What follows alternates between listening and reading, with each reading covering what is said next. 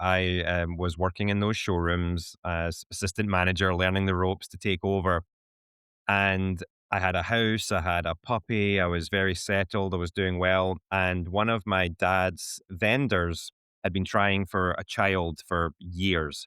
And they finally had a child, and it died of cot death, about 6 months old. And I remember going to the funeral. It was a cremation, the smallest little coffin. And when I saw, God, I'm getting all torn up here. When I saw it going into the cremation, moving in, I had to stand up and walk out, and it was like a light bulb went off in my head, and that life's too short. And at that point, I was like, is this what I want to do for the rest of my life? If I stay here, this is me. I'm going to end up being my dad in my hometown.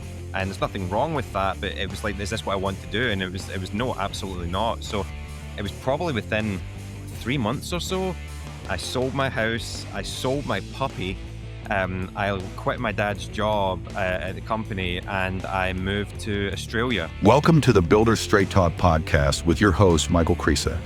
Get the unfiltered truth from the trenches of construction, real estate, and funding.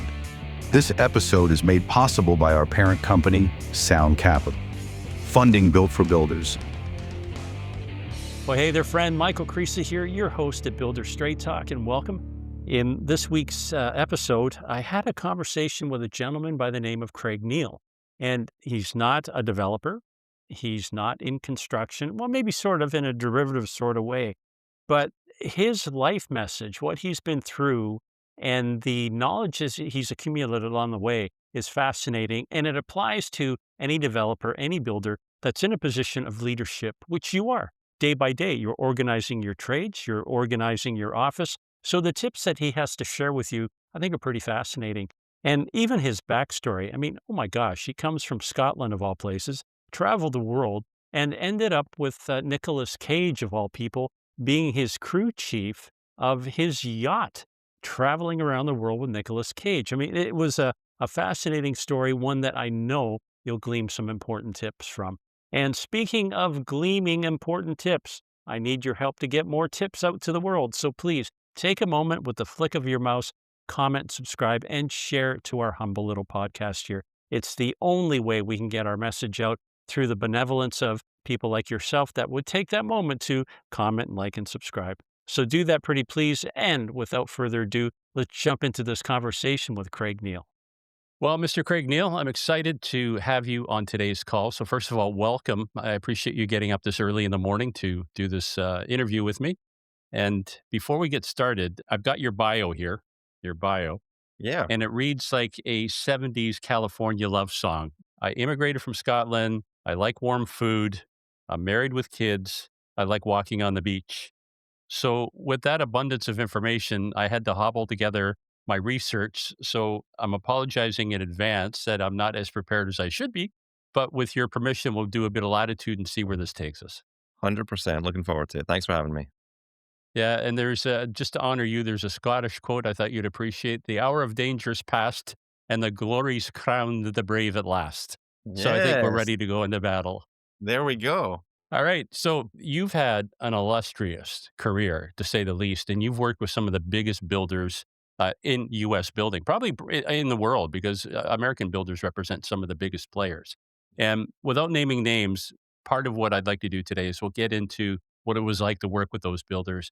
And in respect to our audience, which are home builders that may be wanting to expand, they're looking to scale, we're trying to glean those nuggets from you that you've experienced from your role and your journey to these different builders. So I think you've got a really keen insight. Now, mind you, some of what you've seen is so far beyond them. It's like, the Starship Enterprise, and I'm on a little sailboat. Like, how do we bridge that gap? But I think there's going to be enough from what you can share that builders will be able to apply to their business. So without further ado, let's start with the beginning, man. You came from Scotland. So I what was did. life there? And what was it that motivated you to cross the seas to come to the US? So it's actually quite a sad story, to be honest. So I was working for my father. He had motorbike showrooms in Scotland. So I was working in those showrooms as assistant manager, learning the ropes to take over.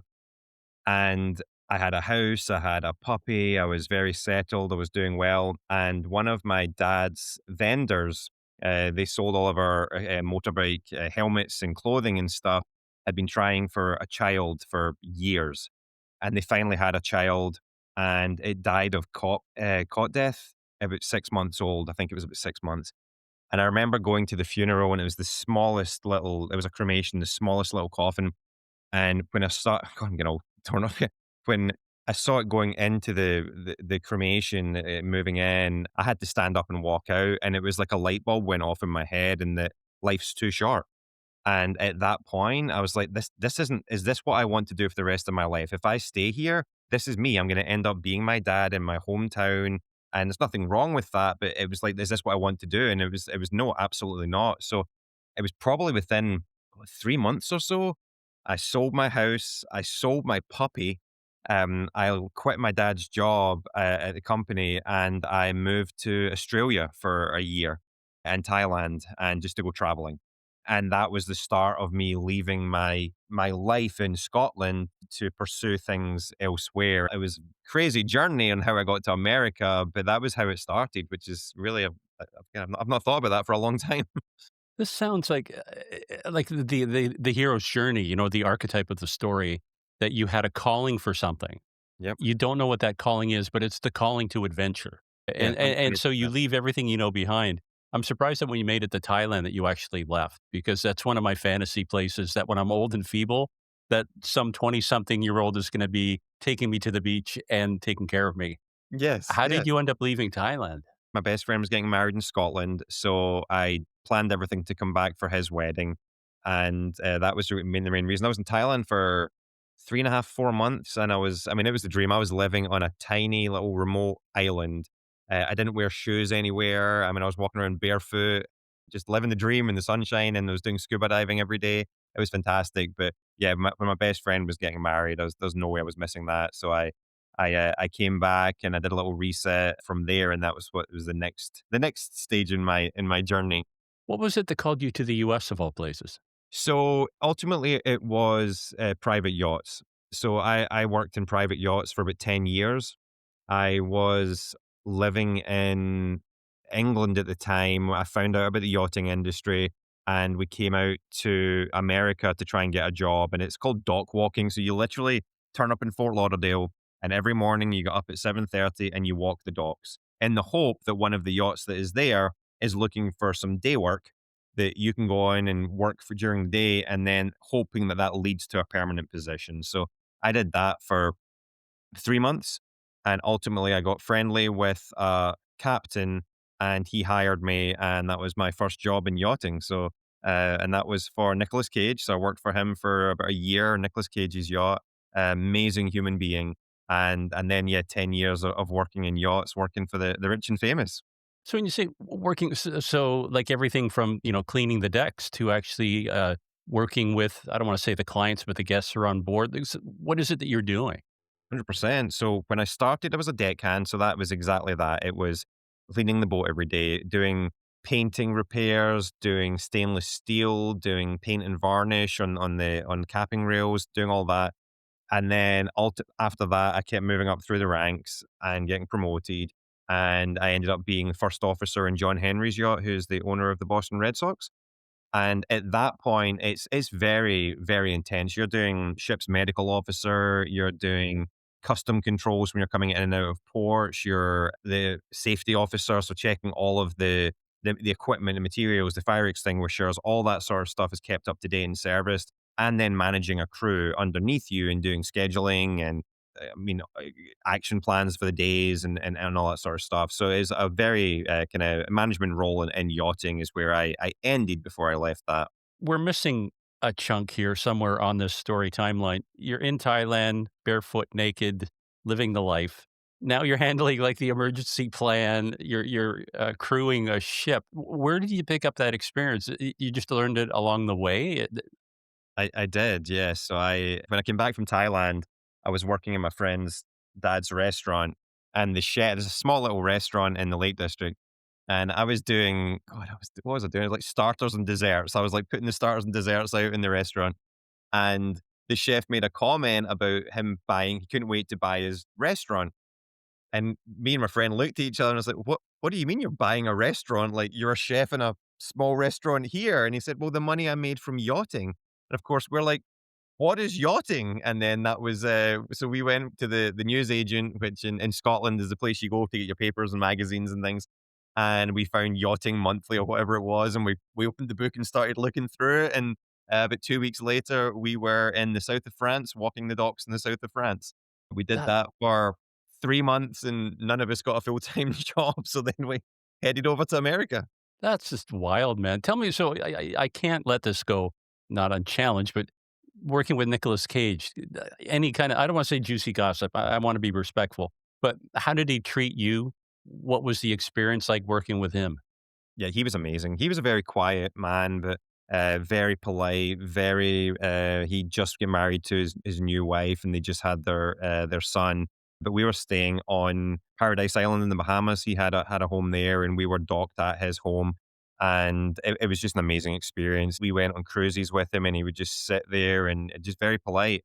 I remember going into his home on Christmas Day, and they bought his son a brand new high chair, and I was sitting with him and his wife building the high chair for them in their kitchen in the Bahamas, just talking with them, and just very, very nice guy. Yeah.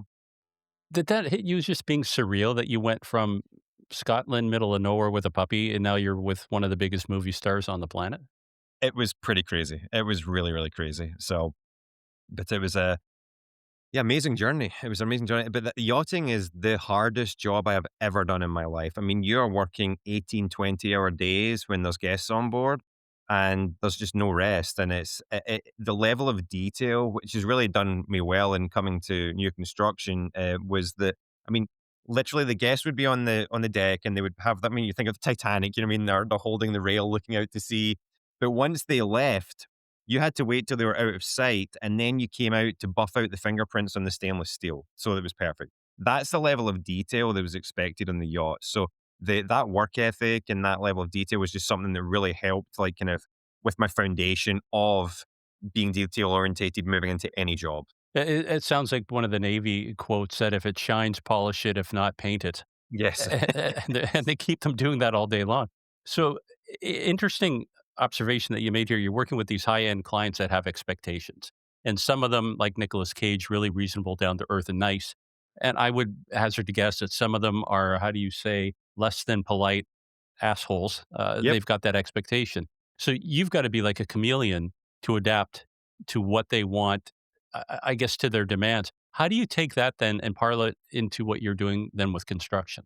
Yeah, I mean, I think again, it's always about. So at that point, the customer was my boss. You know what I mean, to me, so that's who I was serving, and it's really just serving your customer to the best ability, no matter what. Now, if you get to the point that you feel that it doesn't align with your integrity and culture, you leave, and that happened with me a few times.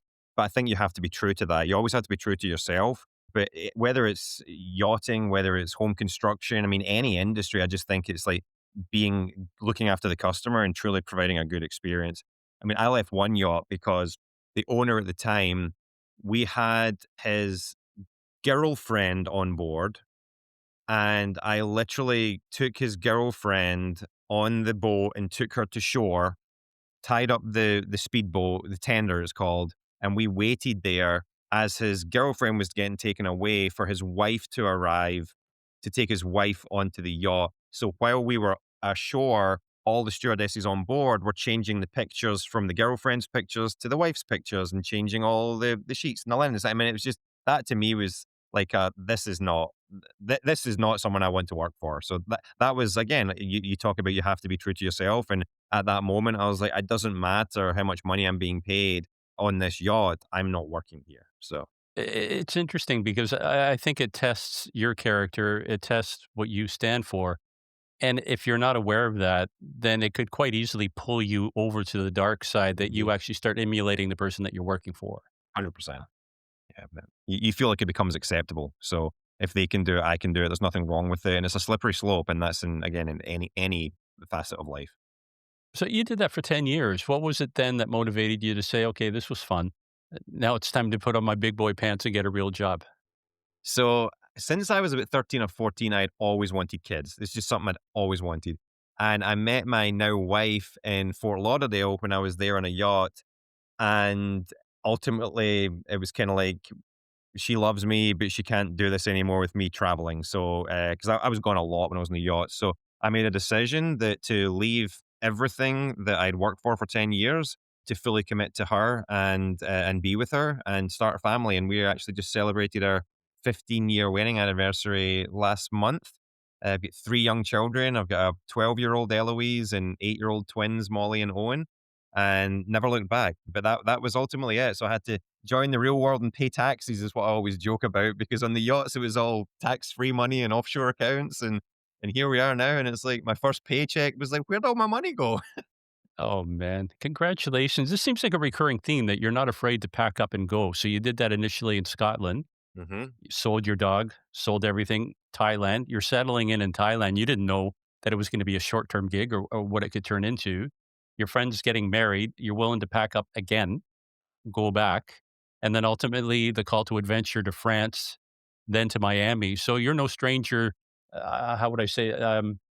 Almost like a gypsy that you Yeah, can go at a moment's notice. But now, for the first time in your life, you actually have responsibilities to somebody else, which is your wife, 100%. your kids, and you're putting down roots. How does that feel? Because that's a complete different evolution in your life.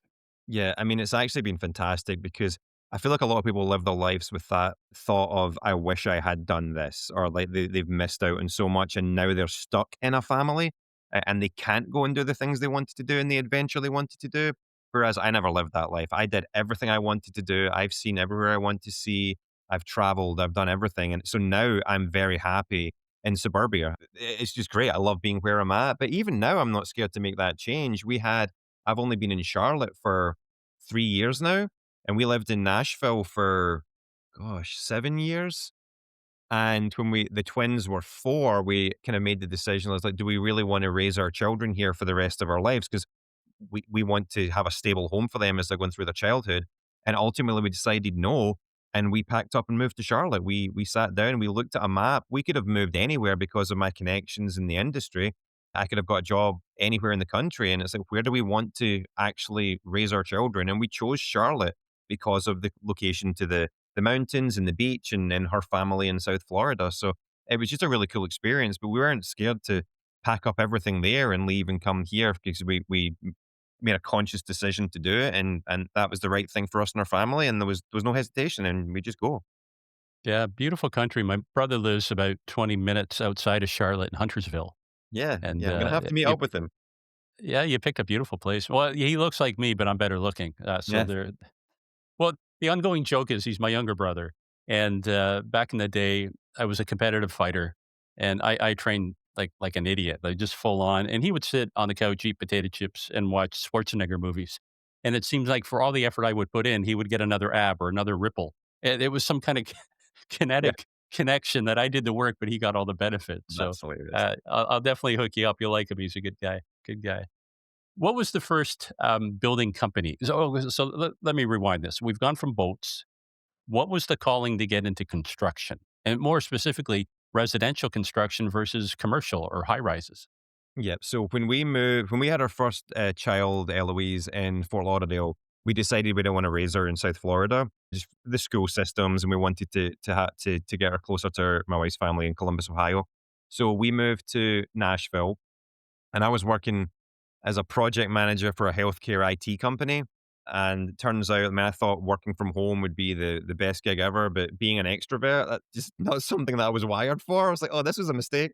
So I found myself, when we were buying, when we were actually looking for the home, though, we were looking at all general real estate stuff. And one of our realtors said, "Did you ever consider new construction?" And we're like, "No, we hadn't," because in our head we like cute, we like the trees, we like, I mean, everything. So um, but I had a flashback to when I had my daughter.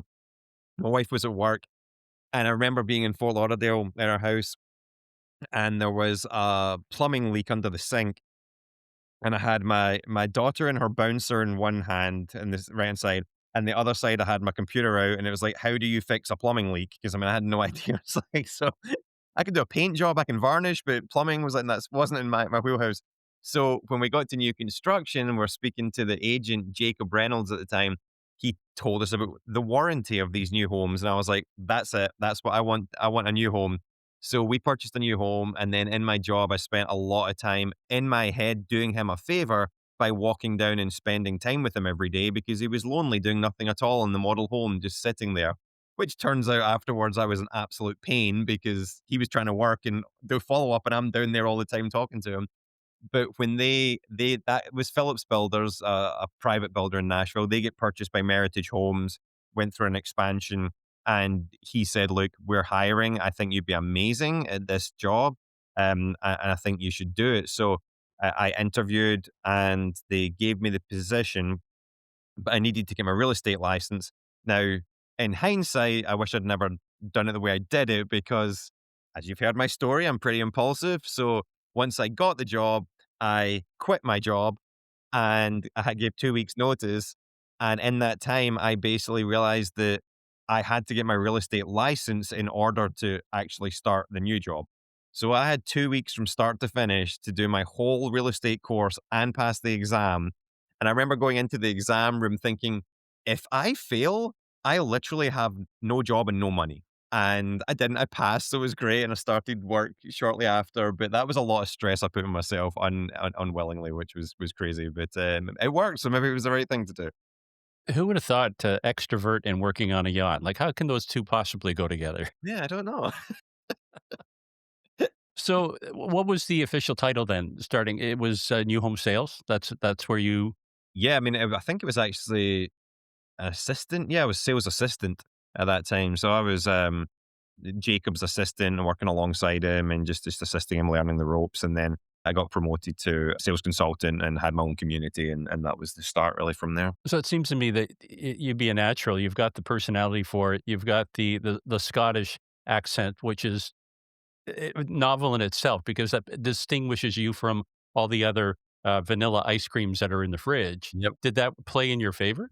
100%. So I remember going to, when I was at Meritage, we went to the national training, and I think it was Cliff Stahl. He's the national sales trainer, super guy at Meritage. And he's going through with the new group of consultants. There's probably 40 of us in the class, and talking through that this is the way we sell homes, and this is the steps you do, and these are the questions you ask. And I raised my hand and I said, "Look, this I'm sorry, but that doesn't work for me." And he's like, "Well, what do you mean? This is a proven theory." And well, we've tested this. I said, "No, it doesn't work for me because once I start talking, they're asking me those questions. Where are you from? How long have you been here? Like, what's your story?" So I remember he turned around to the class and he said, "Okay, well, he's got it made. The rest of you need to follow this this tactic here." So, but it really was. I mean, so it was the best icebreaker ever because it really caught people off guard and it put them at ease because it wasn't just me trying to sell. They wanted to connect with me and get to know me and get to know my story. So it was a huge advantage just in that initial stages with icebreakers and getting that rapport building going.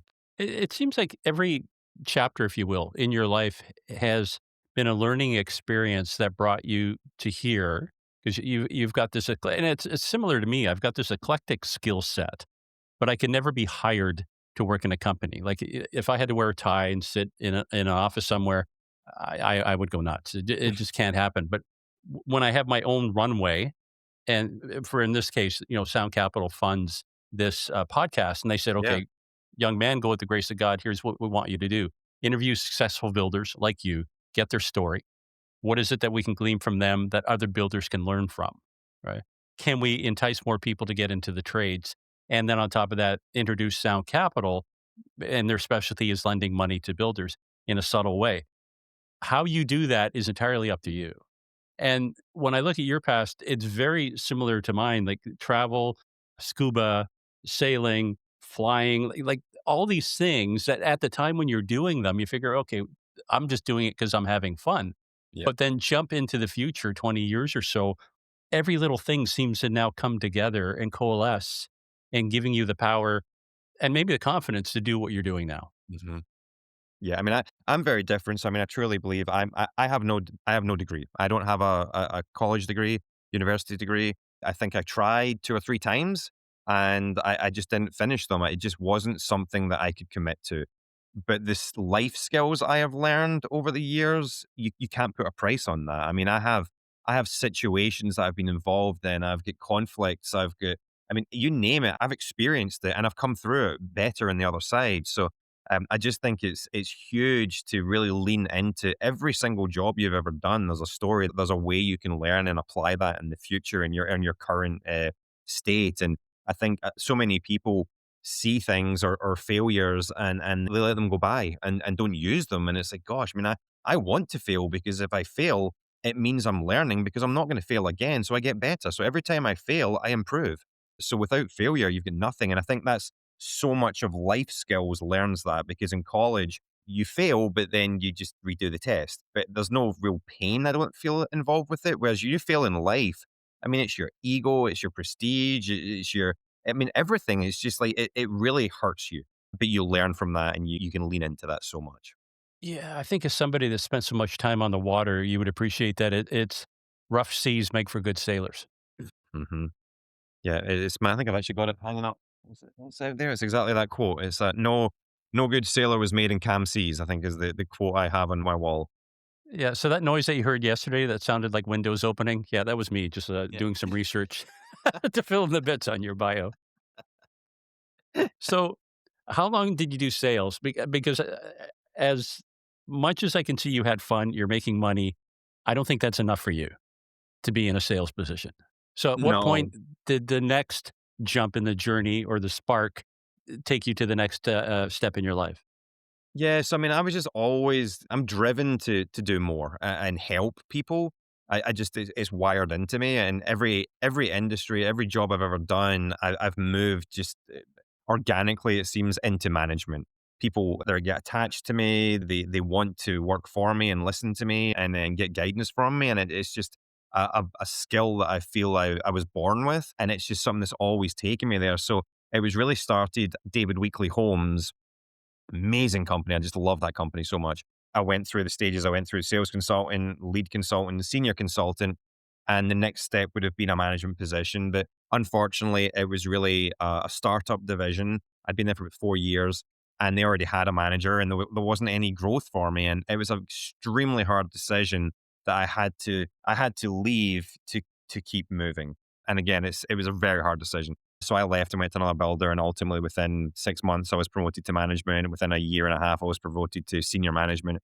But it's just always this desire to, and what I've realized over the years is that you can help people, but the higher up you are, the more people you can help. And that's truly what it comes to. And I've talked about this a lot in regards to our culture, is that culture can be destroyed by one person. And the higher up that person, the more they can destroy the culture. So again, I'm such a believer in protecting culture and creating a good culture. It's really kind of the awareness to me now that the higher up in any company I can be, the more I can help people and protect the culture and really provide an amazing work environment. What do you do to make sure, not to keep beating this analogy of working on the sea, but to make sure you're on the right course? Like, do you check yourself to say, okay, here's where I am now, here's where I'm planning to go.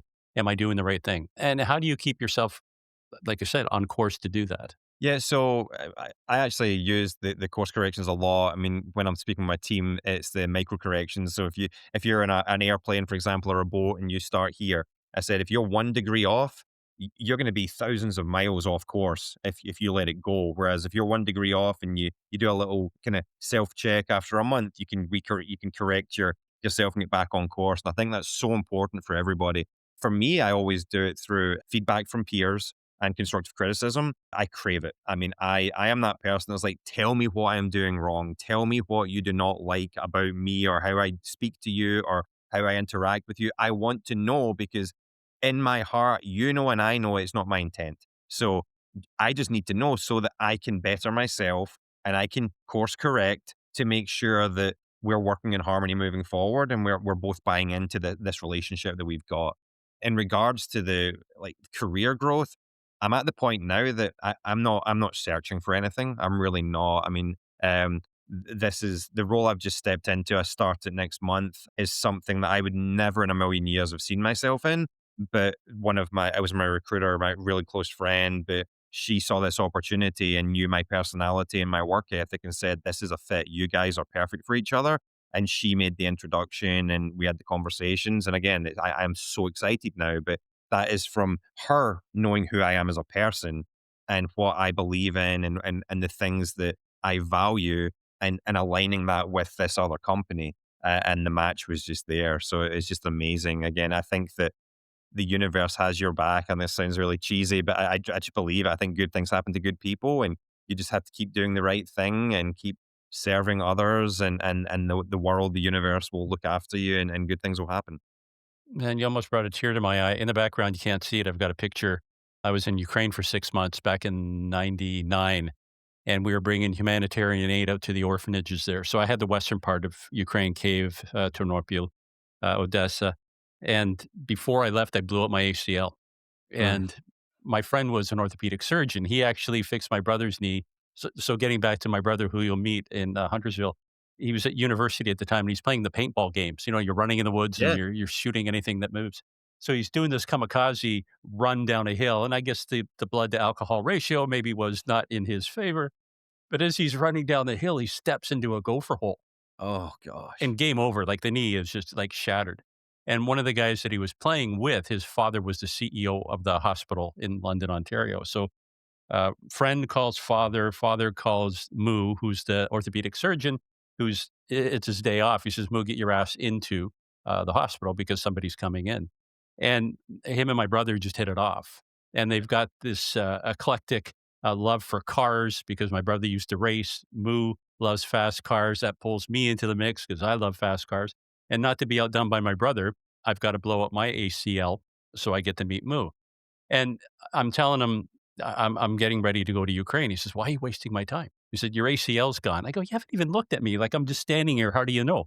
He says, "Here, hold my coffee." So I'm holding his coffee. He taps me on the shoulder, and like a tree, I'm about to Mm. go over. Yeah. He says, "Now I can get you into surgery within a couple weeks." And I said, "I'm going to be on a plane going to Ukraine." And he says, "When you get back, then we'll take care of you." And his motto is, and he had it in the back, "We do good things for good people because good people do good things for good people." 100%. Yeah. No, that's amazing. And it's like, we're on the same track there, son. We're on the same track. Yeah. So what is the role that you're in now? Like, unpack it because you've kind of the secret. No, I don't want to say you're not revealing everything that's in the can. So I've got this really cool position. I love what I'm doing. What is the it that you're doing? So I'm actually going to work for a large trade company. So it's called Stancil Services, and they're based out of Charlotte. So they're currently doing paint and drywall and plumbing for large residential builders and commercial builders. They're looking to expand. So the owner, I mean, they've been 36 years in business, I believe, and the owner just decided that it's time to, he really wants to kind of push forward with the business. So he's hiring a senior level of VP team stack to scale the business and grow it. And it's just an amazing opportunity.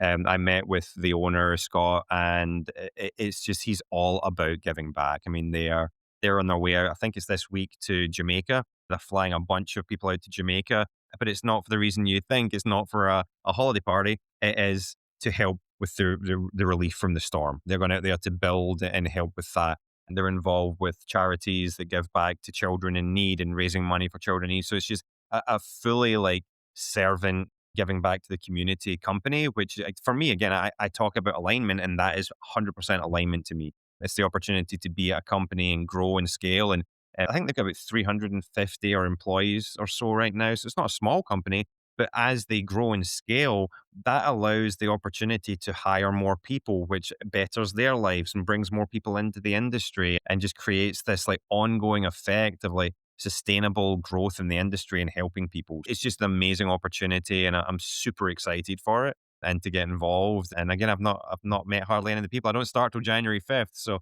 I don't know when this is going to air, but at that point, it might be day one for me. I don't know. So the official announcement goes live, I think, on Monday. I'm putting my LinkedIn post out. So, but I mean, it's not something I ever considered because I've done residential new home construction sales and sales leadership for now 12, 13 years.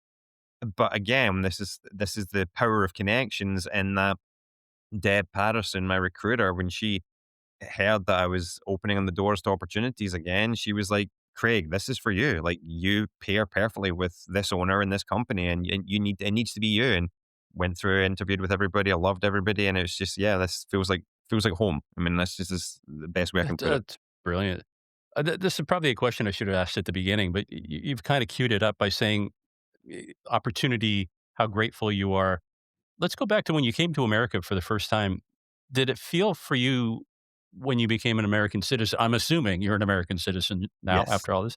How did it feel to come to the States for the first time and knowing that this is going to be your potential home? So, I mean, at the time, I didn't ever feel like it was going to be because I came when I was working in yachts. So it was just transient. It was Mediterranean, Caribbean, just back and forth for years. So I think it kind of set in when I decided to leave yachting. So that was 10 years into being in America, basically. That's when it was really, oh my gosh, I'm going to live here.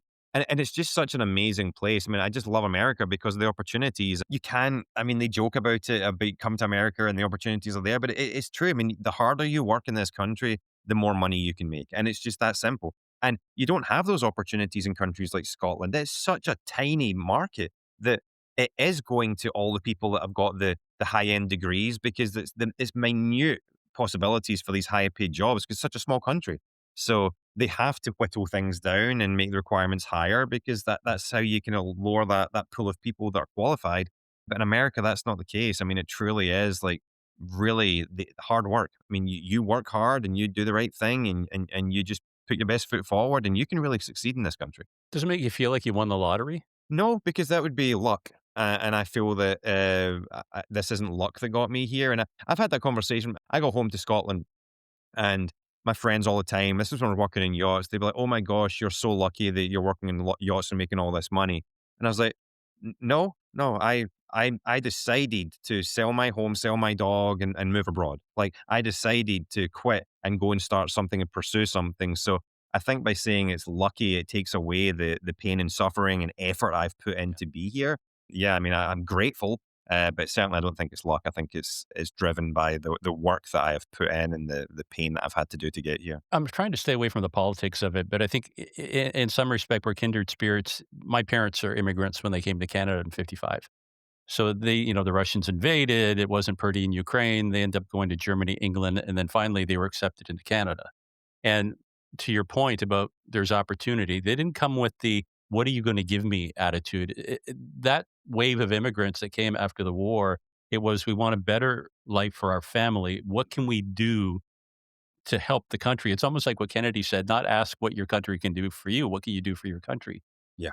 It seems that that philosophy, that heartfelt feeling, isn't the same anymore. That people are coming here demanding, "This is what I expect. What are you gonna give me?" versus, "I'm here to contribute. What can I give?" Am I off the mark on that one?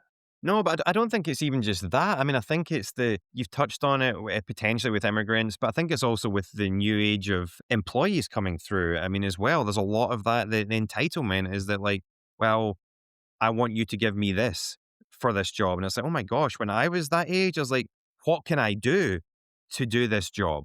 Like literally, I mean, I will volunteer. I'll do anything just to get a foot in the door. But now I remember we hired three deckhands on a yacht. This was obviously a long time ago, but as temporary workers for 2 weeks.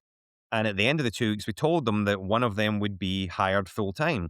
So they were all very hard workers, but we ultimately decided on one of them. We called them up into the bridge, and I mean, I'm like giddy with excitement to give this kid his first opportunity because I remember how hard it was for me. I mean, I was 4 months in France and 3 months in America with no work. I mean, it was crazy. So this was this amazing opportunity for me to give back, and we called this guy up and on the bridge and said, "Look, we're really excited. We've decided that out of the three, you're the one we want to hire." And just like super grateful for the work you've done and how does that sound? He said, "Oh, that's great. I'm so excited." He's like, "What's the pay?" And we're like, Well, okay, it's I think it was like $2,500 a month at the time." And he's like, "Oh, okay, well, can you do 3,000? Because my recruiters have said that 3,000's really the kind of going rate." I try and keep a poker face and be very calm. And I was like, "No, we can't. Thank you." And he said, "Okay, well, that's fine. I'll take the 2.5 then." And I said, "No, you won't." And he said, "Excuse me?" And I said, "No, we're not offering you the job anymore." And I let him go. I was like, "I am not going to hire somebody that is not grateful for the opportunity that they're being given." And I walked him out the bridge. And some people might think that's harsh because maybe the kid was just asking for a pay rise. But at the time, I was like, "No, there's two people out there that will die for this job."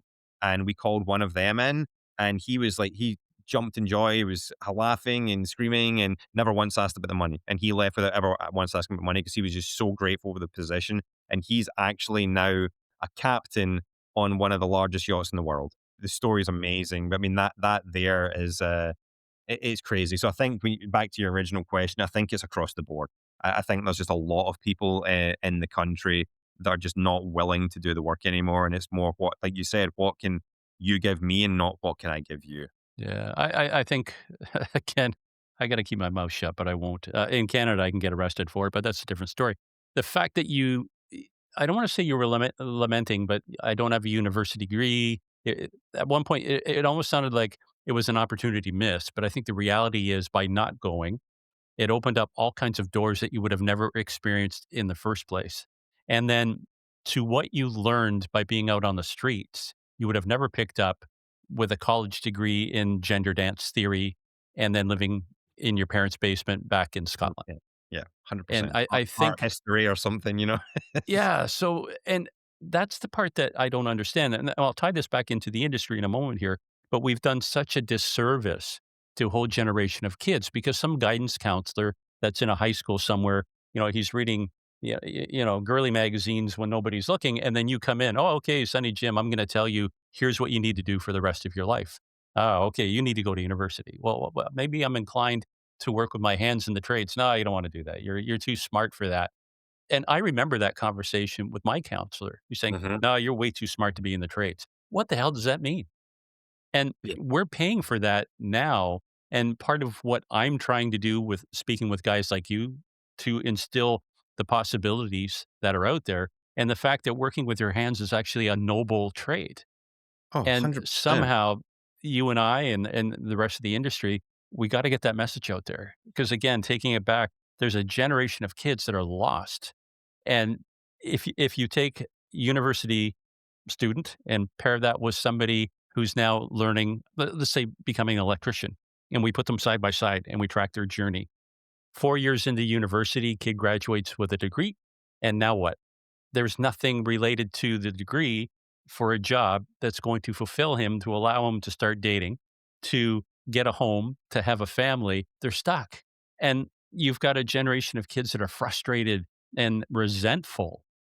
And I think this is why that switch on is happening, that socialism is rearing its ugly head once again, because kids are so envious of what they can't have because it feels like it's been taken away from them somehow. Versus when you look at that same path in the trades, kid does 3 years, 4 years, he comes out, he's being paid as he's going to school. He comes out, he's hired almost immediately. No, not immediately. He was probably hired before he graduated because the recruiters are already there. And a year in, 2 years, 3 years in, if he's doing it right, next thing you know, he's not the one, turning a screwdriver. He's on a yacht somewhere with one of your friends, and he's got 4 people working for him. And probably one of those university kids with the useless degree is cleaning his pool or cutting his grass. What am I 100%. missing here, Craig? No, I mean that Gary. I don't even know Gary V, but he talks about that all the time. He's like, if you're not, you look at AI and the advancements in AI, and electricians are going to be the future. If you want to make a lot of money, and that's the thing, a lot of it comes down to money, but like electrician is where you need to be. You can be in six figures as an electrician in year four. So you've been paid all this way through your learning and the trade, and then you can come out in year four and be six figures doing that, and then upwards from there. Or you come out with a generic degree and you owe $100,000. So I mean, that's $250,000 swing, which is mind blowing to me. Now, again, I'm a big believer in college if it makes sense. So if you have a passion to be a vet or a doctor or anything that's a specific degree, like a marine biologist, like 100%. But I do personally struggle with the art history degrees, the just the generic degrees that don't lead you towards a career advancement or any sort of job. So I think that it has become a stigma, and it's just like parents tell their kids they have to go to college, and it's like, well, I mean, and that's they do if they want to do a specific thing, but do they truly want to do that, or are they wanting to do it because they know it makes money? And if it comes back to they want to be a doctor because they makes money, like, well, let's compare it and actually have like apples to apples. Like, okay, well, if it's just the money you're looking at, let's look at the path of an electrician or a doctor and where you end up and where it would be the break even point would be for that money as a doctor compared to the electrician. And I don't know if it would ever happen. I don't think it would ever happen. Yeah. I don't even know, is it that simple to say, I'm going into medicine because of the money, but the dedication and being able to apply yourself to the learning that you have to do, there's gotta be something more than the money that carries them through. Yeah, I mean, I think a doctor might be a bad example because I mean that I Yeah. think so many people go into doctors and nurses again for that servant. They want to help people and heal people. So that's probably a bad example, but there are a lot of other trades out there or professions or college degrees that I think that people just see in their head as it's a financial gain by doing these So things. here's a useless bit of trivia. This, the nuggets that you accumulate along your Yeah. journey.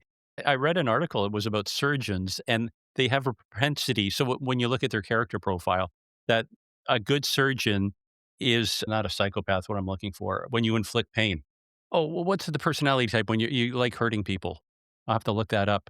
Not But sure. they have to have that already in them because when you're holding a knife and you're cutting into somebody, it's Oh yeah. completely inane to instinctively what we do, sadist. So Mhm. you've got a sadistic sort of mindset already innate within you that you can pick up a knife and cut somebody. I Mhm. thought, okay, Yeah. well, that interesting. So yeah, take Yeah. that with you today and Yeah. apply Yeah. it in I will. conversation somewhere. I will. Yeah. Yeah. Let's go back to the construction. So again, you've worked in these big companies, and we just opened a door here about kids. What are some of these companies doing to entice getting more people into the trades because it's for their own benefit, obviously, to get these people when they're young, excited, and obviously working for them. Are there programs in place? A lot of the companies I've worked at do partner with the trade schools. So, like App State has a construction program, I think, and the company I'm currently at, they partnered with there and they take interns from there. And a really cool story, actually, they had an intern from last summer that they just hired. So they really are going to these schools and trying to be at the trade fairs and the career fairs, sorry, and have a booth and really talking to people. I think there's a good opportunity from a sales standpoint as well to do it. So there's obviously the construction management stuff, but I mean, you look at business management, that's a good segue into sales. It's a good kind of acumen of just in general business, or even like theater. I mean, I think theater would be a great place to go to find salespeople. I mean, they're chameleons. I mean, that's what you need to be as a salesperson. So these people are being trained to be actors. I think that's another like outside the box way to do it, but I know a lot of the big companies are very involved with the trade schools, which is great because it really, you're trying to help those kids get easy transition into a job after being in college. I'm going to brainstorm some questions at you based on the experience working with some of these big companies. We're looking at a market right now that's shifting Mhm. and sales are down depending where you are. The big companies, how do they respond? So, putting this back to a sailor narrative, you have a choice. When you're out in the open water and you're looking at the radar and you're checking the charts and you know bad weather's coming, you can either persevere and try to get through it. You can try to change course and get around it, which is going to put you off course and you're going to lose time, but maybe that's a safer route. What are the big builders doing now in light of what's coming that sales are low, interest rates are relatively high, and they're holding on to inventory, which means it's costing them money, Yeah. capital's tied up. So, from your experience, do the different companies have different strategies? Are they more or less the same? And what can a builder, let's say a mid-sized builder, learn from what these guys are doing? I think some of the larger builders, their strategy, I mean, they have a lot of RIFs, reduction in force. So as things slow down, they will lay off people and kind of just bring down the overhead to go through that storm. They will start selling off land positions to, again, take away that financial responsibility that's on their books. So I've seen two different types of builders. Those builders that do that, and then there's the builders that do the opposite. So they're the builders that lean into it, like you said. And as other companies are selling off their land positions, they're buying them, knowing that. I mean, this is construction, this is housing, this is so cyclical. 100% it will come back. So yeah, I mean, if you follow the trends in history, I mean, this is what it does in new home sales. So it's going to come back. So I think it's calculated gambling maybe by buying when everybody's selling. but you can pick up some really, really good deals when that's happening. I think the key as well, which I've seen, is keeping the good people. And I think a lot of companies do lay off too many people too quickly.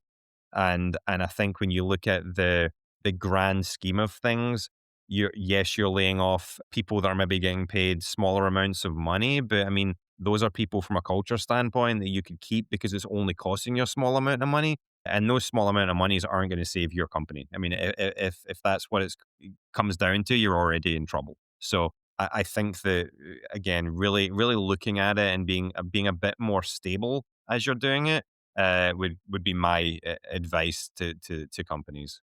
It seems it's counterintuitive that if you're laying off your workforce, they're going to go looking for jobs somewhere else. And if another builder picks them up, what's the likelihood they're going to come back to you? Yeah, they won't. Yeah, Yeah. So, wow. The philosophy that you said about buying land, it's akin to an interview that I did, and now I'm trying to think of his name, Homes Built for America, and they were holding on to about 4,000 lots because their business model was they buy the raw land and they would take it to entitlement, and then they would sell it to the bigger yep. builders. Lance Williams. COVID hits, so it's 2019, and now they're stuck with all this land. And they're thinking, you know what, maybe we should start building houses on our own land. And Hmm. that was a pivot point for them as a company to start building. And now they're up to, I think, 400 or 500 homes a year as a result of making the decision. So they're still doing the land entitlement side, Yep. but now they've expanded their income stream by building houses as well. And they also chose the sweet spot of like 550, 600 in Hmm. California. Yep. So it's not like they're holding on to inventory. These things move as soon as they're in the ground, so to speak. Do you see other builders doing something that's unique in that respect to survive and thrive? I have worked at builders that have not done it. They truly have done everything they can to hold on to their employees, and they then focus more on selling the land, which I've seen be successful because it does create a good culture. I think that's huge. The biggest mistake I've seen in regards to companies that are struggling is due to their overexpansion. So I've been involved in quite a few companies that's happened. So they've had a successful year, or two, and then they grow and they open up another division and another division. So all of a sudden they're overextended, and they think that the success from their home base is automatically going to transfer into these new cities, and it doesn't. And I think it's making sure you're in that geographical driving distance that allows senior leadership to be able to have a presence in any new market. So I think once you get to, I would say, anything over 4 hours, and it's not feasible to have a very stable relationship with the home office, because the home office is where the culture is. That's where everything is based out of. So you need to be very strategic in your growth. So if you're looking at expanding, for example, I'm in Charlotte, so I think any company in natural expansion would be somewhere like Greenville or Raleigh. I mean, both are within 2 hour drive. And then from there, that's great because then if you spend 2 or 3 years in Raleigh, Raleigh's now a established base, and then you can look at maybe jumping another 2 hours. So you don't always have to be that distance from your main base, but you have to expand strategically that you can transfer culture and make sure senior leadership is able to transfer and have a presence in each market. Well, it's almost like you have to have a pulse, a feel for the communities that you're going to be building in. And if you're building in, Charlotte, and now you're looking at going to Texas, there's that disconnect because there's so many different nuances of being Yes. in that marketplace, and even getting the trades, the suppliers, lining all that up, the strategy behind putting all that together, the infrastructure. I mean, Yeah. that's mind-boggling in itself. 100%. Let's do the pivot now. So you're at the pinnacle of your career. And I know that you're happy and, things are going great, but I know you're also a restless individual. You've now taken the step to get into leadership one step further, and you've parlayed that into the National Association of Home Builders. Yeah. Tell me about that story. How did that come to be? Yeah, so I truly believe, like, I'm very like fortunate to the hard work I've put into home building has paid me back. I'm providing a life for my family that I never thought I would be able to provide. I remember thinking when I left yachting, like, if I could ever make six figures, I've made it in life. Do you know what I mean? And that was like crazy. And to be where I'm at now is just like it's life changing. Again, I was sitting in the backyard the other day, and the kids were in the hot tub, and I'm just looking out there, and my wife, I'm just like, I can't believe this is their life. I mean, that this is unreal for me, And that's truly my purpose with the NEHB is that I want to give back. I want to do everything I can to help anybody else find the happiness that I've managed to find that this industry has provided me. And that's my sole purpose. So the NEHB, again, I'm now on the board of directors, which is amazing for Charlotte. And really, my goal is to the builders in general have a pretty low attendance rate in this market compared to a lot of other cities. And I'm really really trying to change that and bring all of the builders back in to make it a true community in Charlotte, for all the builders to join and meet and work together to then help bring others into the industry. Have you got an official title? Or you're sitting on the executive team, or where are you positioned? So I'm the chair of the membership committee. So Okay, my so board seat is the chair of the membership committee. like any captain, you've got your hand on the tiller now. How are you going to steer this ship? What's your strategy to get more members on board? But I guess more importantly, before you get members on board, you have to create the awareness of why they should join in the first place. So what's the big why? 100%. So for me, it really is that. It's like, how do we help the industry give back to everybody else? Because I think that is just a true calling, and I think anybody with a heart, kind of should have that same calling and understand where they're at and how they can help other people. So, but typically there's not been like builder involvement in the committees. So that was been my first thing, is actually the current committee has been amazing, done a great job, but how can I add to that? How can I bring in? So I've brought in a VP of purchasing in that I was friends with. I've brought in a director of construction from another builder. So I've now got two like higher level people that are serving on the committee that can help me get that out to the rest of the builder community. So the value and being involved and inviting people and just doing events and things that give value back to the builders as well, and allow me to connect the builders with the trades, but not in a sales way, in a relationship way, in the hope that they have something that's worth value and you have something that you need. So can we make that pairing? And really trying to take away that emphasis of like, oh, I'm not doing that because it's just they're trying to sell me something, and it's not. It's about getting back to building relationships and connections. Yeah, it's like being the captain of a good ship. You're enticing your crew and you're creating this strong team. Everybody has the vision. You talked about culture, you talked about vision. If they know what that is and it's defined, and more importantly, they embrace it and they believe in it, then mission accomplished almost. 100%. Let's go back to the question regarding the association. I'm a builder, maybe I'm doing 10 to 15 homes, I'm doing 50 to 100. I'm busy. Why the heck should I pay you dues to belong to this organization? Like, what's in it for me?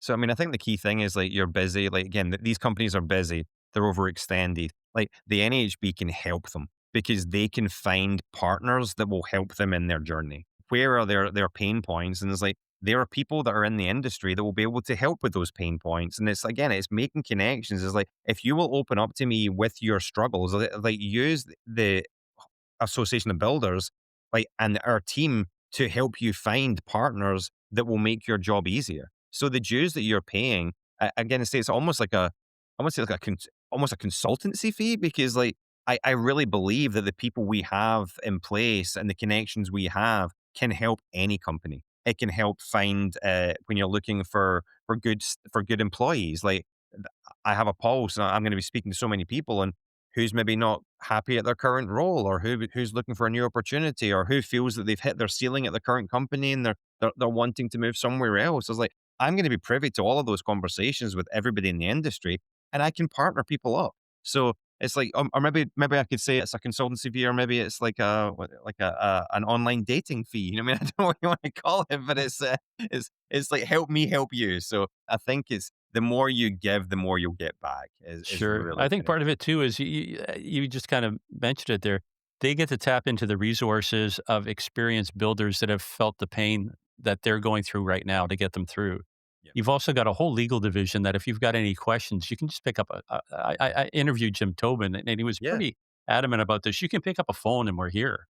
Like, Hmm. tell us what you need. You got a legal problem? We're here. We've got a whole legal resource. You want to learn something? We've got a whole educational system in the back end. But Exactly. the other part too is we're a political lobby group, and we're here to support builders to get stuff done. Because unbeknownst to the average builder, and until they put in applications, that the government is trying to take away as much as they can. And part of what the association's role is to stand up for builders to make sure they're heard and things get done.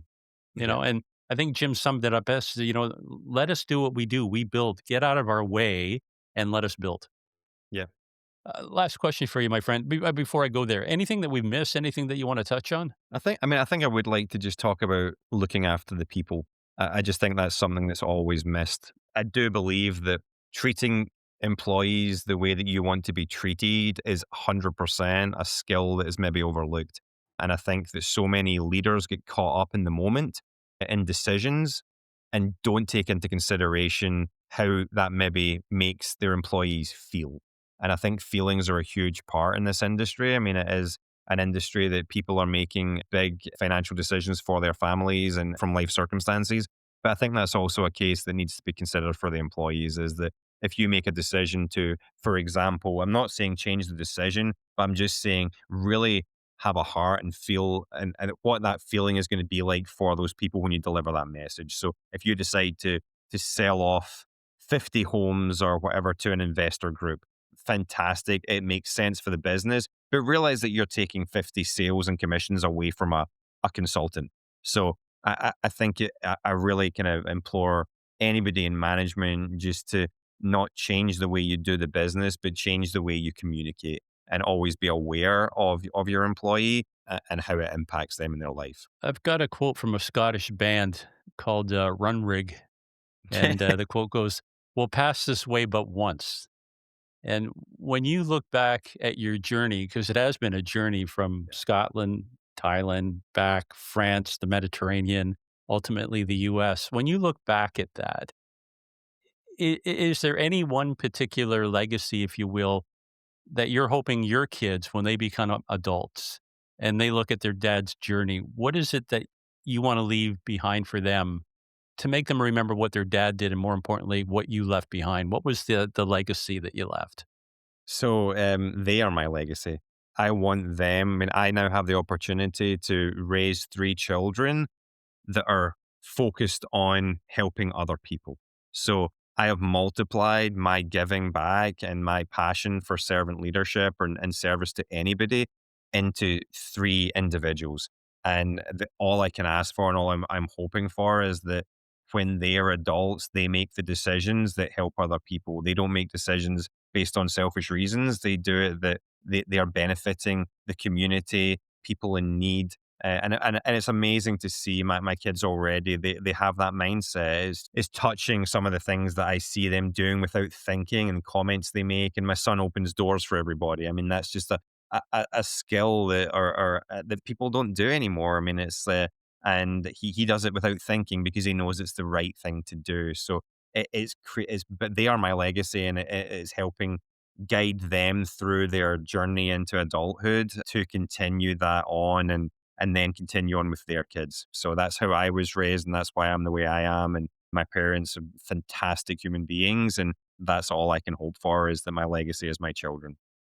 I think it's a testament to who you are, Craig, because you're doing by example and the kids are learning by example. So they're seeing what their dad does, they're seeing what their mom does. So it's not like you're putting on a show. It's just instinctively who you are. It's your nature Yeah. and it's being passed on to him. So kudos. You're a good man, Craig Neal, a Thank you, good sir. man. You too. Well, I see the runway approaching. I'll ask that question one more time. Anything else that you want to touch on before we touch this plane down? Or in this case, before we tie up the yacht? Yeah, no, I mean, this is going to be a future IBS talk, I'm sure, this topic I'm about to say, but I just really, it's been my recent journey and transition now into my new role is not something I ever saw coming. And I think for my whole career, I've had blinders on. In my head, the new home industry or was sales and sales leadership in home building.